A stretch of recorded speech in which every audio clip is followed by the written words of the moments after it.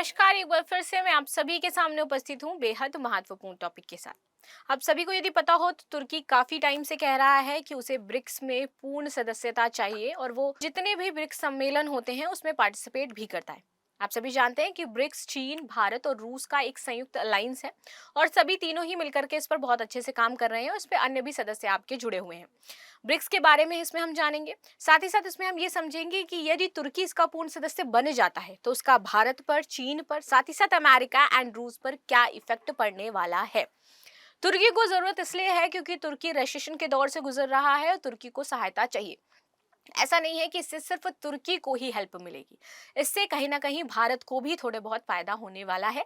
तो इन सारी चीजों के बारे में हम जानेंगे, डिटेल में एनालिसिस करेंगे और जल्द ही हमें ब्रिक्स में एक नया सदस्य देखने को इसलिए मिलेगा क्योंकि आपको पता होना चाहिए कि रूस में अभी आपका ब्रिक्स का सम्मेलन होना है, सभी देश इसमें आएंगे और जितने भी नए देश ब्रिक्स की सदस्यता चाहते हैं उनका पूरी तरीके से रोड मैप तैयार किया जाएगा, देखा जाएगा और यदि उनको लगा कि तुर्की सही है देन तुर्की की सदस्यता ब्रिक्स को दे दी जाएगी, क्योंकि तुर्की ने सामने से आकर के कहा है कि उसे ब्रिक्स का सदस्य बनना है। ठीक है, तो ब्रिक्स के बारे में भी हम जहां पे जानेंगे तो जल्द ऐसा हो सकता है कि हमें एक नया ब्रिक्स देश देखने को मिल जाए। ठीक है, तो चलिए आ जाते हैं न्यूज पर, देखते हैं क्या इंपॉर्टेंट न्यूज है। वीडियो के अंत तक जरूर देखिएगा। मेरा नाम है प्राची मिश्रा और संस्कृति आईएएस के इस प्लेटफॉर्म पर आप सभी का स्वागत है। देखिए, भारत, चीन और रूस वाले आर्थिक गठबंधन में क्यों शामिल होना चाहता है तुर्की। तुर्की के राष्ट्रपति हैं रेचेप तैयप एर्दोआन ने ब्रिक्स समूह की सदस्यता ग्रहण करने के लिए प्रबल इच्छा जाहिर करी है। आगे देख लेते हैं। अभी आप देखोगे 22 से 24 अक्टूबर के बीच रूस के शहर कजान में इसका क्या होने वाली है, आगामी बैठक होने वाली है और इस दौरान नए सदस्यों को शामिल करने पर विचार विमर्श किया जाएगा और इसीलिए इंपॉर्टेंट हो जाता है कि तुर्की मोस्ट प्रोबेबली यहां पर जताया जा रहा है कि इसका नया सदस्य बनने वाला है। आगे आ जाते हैं। तुर्की ब्रिक्स में शामिल हुआ तो होगा क्या, और यही इंपॉर्टेंट चीज है। देखिए, तुर्की पहले ही ब्रिक्स सम्मेलनों में हिस्सा लेता था। इस वर्ष तुर्की के विदेश मंत्री हकान फिदा ने रूस में हुई बैठक में हिस्सा लिया था और अगर तुर्की को ब्रिक्स की सदस्यता मिल जाती है तो वो पहला ऐसा नाटो देश होगा जो रूस और चीन द्वारा स्थापित गैर पश्चिमी आर्थिक अलायंस में शामिल होने वाला है। आगे बात कर लेते हैं। तुर्की रूस रिश्ते के एक्सपर्ट हैं करीम हास। इनके अनुसार यह सिर्फ तुर्की के लिए नहीं बल्कि ब्रिक्स के लिए भी बहुत ही अच्छा होने वाला है। तुर्की को विदेशी निवेश की जरूरत है क्योंकि देश में एक गंभीर आर्थिक संकट से गुजर रहा है। ठीक है, अगर तुर्की की अर्थव्यवस्था धराशायी होती है तो यूरोपीय बैंकों के लिए भी खतरनाक होगा क्योंकि तुर्की की अर्थव्यवस्था उन्हीं पर निर्भर होती है। तुर्की का आधा कारोबार यूरोपीय संघ के देशों के साथ होता है। काउंसिल ऑफ यूरोपियन यूनियन के मुताबिक तुर्की का 31.8% हिस्से के साथ यूरोपीय संघ का सबसे बड़ा ट्रेडिंग पार्टनर हो जाता है। ये यूरोपीय संघ का सबसे बड़ा ट्रेडिंग पार्टनर होने के नाते यदि यहाँ की आप देखोगे कि रेसेशन का दौर चल रहा है, इसकी अर्थव्यवस्था डगमगा रही है, तो कहीं ना कहीं यूरोपीय संघ पर यहाँ पर प्रभाव पड़ेगा ही पड़ेगा। वर्ष 2022 में यूरोपीय संघ और तुर्की के बीच लगभग 200 बिलियन यूरो का यहाँ पर ट्रेड हुआ था और इसीलिए पश्चिम देश तुर्की के रूस और ब्रिक्स देशों के साथ बढ़ते आर्थिक संकटों को सहन कर रहे हैं। तुर्की अगर ब्रिक्स का सदस्य बनना तो उसे ब्रिक्स के भीतर पश्चिमी विरोधी स्वरों को कम करने की भूमिका निभानी होगी और अगर अमेरिका और ब्रिटेन के नजरिए से देखें तो ब्रिक्स के भीतर तुर्की का अघोषित रोल उसे पश्चिम देशों का विरोधी संगठन बनने से रोकना होगा। ठीक है, आगे बात कर लेते हैं। आगे है तुर्की ने क्यों किया ब्रिक्स का रुख। देखिए, 2022 में रूस के साथ तुर्की का व्यापार उसके कुल व्यापार का 11% था। तुर्की के राष्ट्रपति अपने देश की यूरोपियन संघ में शामिल करने की कोशिश को विफल होते हुए ऑलरेडी देख चुके हैं। यूरोप का कहना है कि संघ में शामिल होने से पहले तुर्की को पूर्वी और पश्चिमी देशों के साथ अपने संबंध सुधारने होंगे और उनका यहाँ पर एक शर्त रखी गई है कि भाई यदि आपको यहाँ पर शामिल होना है तो सबसे पहले पूर्वी और जो पश्चिमी देश हैं उनके साथ आपको अपने संबंधों को सुधारना होगा।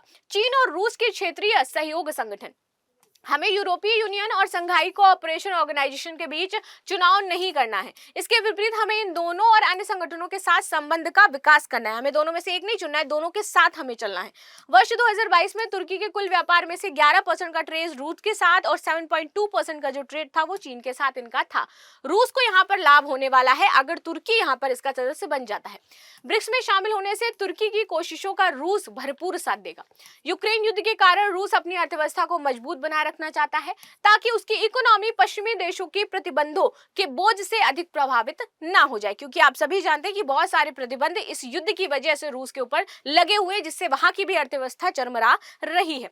रूस तुर्की को अपने करीब रखना चाहेगा और दोनों देशों के बीच ऊर्जा और व्यापार से लेकर के पर्यटन क्षेत्र जैसे खास सहयोग बन सकते हैं। तो इससे रूस को भी बहुत ज्यादा फायदा होगा अगर तुर्की ब्रिक्स का सदस्य बनता है। तो रूस के लिए भी किसी नाटो देश के साथ अच्छे रिश्ते कायम करना यहाँ पर फायदेमंद हो सकता है। आप सभी जानते हैं यहाँ पर अमेरिका थिंक टैंक ब्रिक्स और एससीओ जैसे संगठनों में तुर्की की रुचि को किसी शिफ्ट के तौर पर नहीं देखा जाना चाहिए। इन संगठनों में किसी सहयोगी की मौजूदगी से आपका क्या होगा, नाटो को फायदा ही होने वाला है। आगे देखिए, तुर्की इस समय आर्थिक संकट और विदेशी निवेश पर निर्भर है, इसीलिए तुर्की जल्द से जल्द समूह में शामिल होना चाहता है और उसे भू राजनीतिक रूप से इस बैलेंसिंग एक्ट का सहारा लेना पड़ रहा है। आईएमएफ के 2023 के आंकड़े क्या कहते हैं कि तुर्की में जो मुद्रास्फीति है वो दुनिया में सबसे ज्यादा है। तो सबसे ज्यादा ये मुद्रास्फीति का आंकड़ा आपको देखने को मिलेगा जो इस टाइप से चलता चला आ रहा है।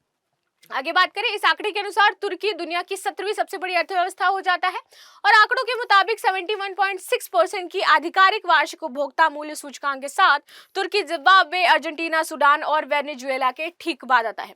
तुर्की के सेंट्रल बैंक के नए बोर्ड ने केवल 9 महीने के बीच ब्याज दर 8.5% से बढ़ा करके 50% कर दिया है। तो आप समझ लीजिए कि वहां पर रिसेशन का दौर क्या चल रहा है। वित्त मंत्री मेहमत सिमसेक का दावा क्या है, उनका कहना है कि इन्हें नई नीति अच्छा काम कर रही है। जहां तक महंगाई की बात है तो अब बुरा दौर बीत चुका है। बहुत से लोगों के मन में भविष्य के लिए अभी कोई संदेह नहीं है। Berlin school of economics and law के अनुसार यहाँ पर बताया जा रहा है कि जब से सिमसेक की यहाँ पर नियुक्ति हुई है तब से महंगाई दोगुनी हो चुकी है।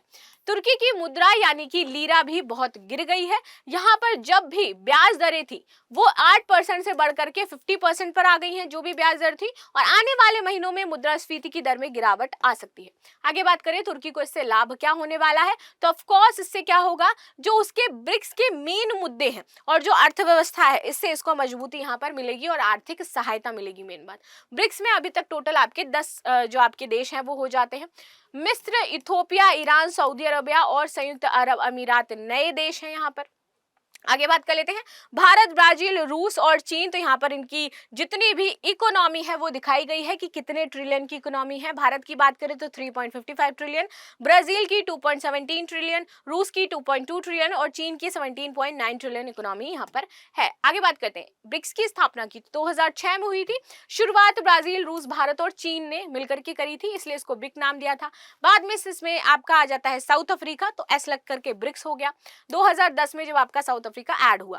ठीक है, आगे बात कर लेते हैं, इसका मुख्यालय चीन के संघाई में है। संगठन की अध्यक्षता ब्रिक्स के अल्फा टेक के क्रमानुसार सदस्यों के बीच प्रतिवर्ष होती है। एक बार आपका ब्रिटेन ने किया है तो फिर रशिया करेगा, फिर इंडिया करेगा, फिर उसके बाद आपका चाइना करेगा एंड देन फिर साउथ अफ्रीका करेगा। तो इस हिसाब से चलता है अल्फाबेटिकल ऑर्डर। अब सिर्फ 5 नए पूर्ण सदस्य ब्रिक्स में शामिल हुए हैं, वो है मिस्र, इथोपिया, ईरान, सऊदी अरब और संयुक्त अरब अमीरात। अब समूह 10 देशों का है। यदि तुर्की आ जाता है तो आपका ये टी और इसमें ऐड होने वाला है। ठीक है, ब्रिक्स का प्रतिनिधित्व तो वैश्विक आबादी का 41% ये प्रतिनिधित्व करता है। वैश्विक शकल घरेलू उत्पादन का ये 24% का प्रतिनिधित्व करता है और वैश्विक व्यापार का ये 16% का हिस्सा जो है वो यहाँ पर बांटता है। ये है तुर्की की जिसकी हम बात कर रहे हैं। आगे देख लेते हैं, हाल ही में किस देश ने ब्रिक्स समूह की सदस्यता लेने की इच्छा जाहिर की है, इजराइल, लेबनान, तुर्की या फिर फिलिस्तीन। तो आप सभी मुझे कमेंट में बता दीजिएगा कि इसका राइट आंसर क्या होगा। मिलते हैं नेक्स्ट क्लास में, तब तक के लिए धन्यवाद। लाइक शेयर सब्सक्राइब करना बिल्कुल भी ना भूलें and thank you so much.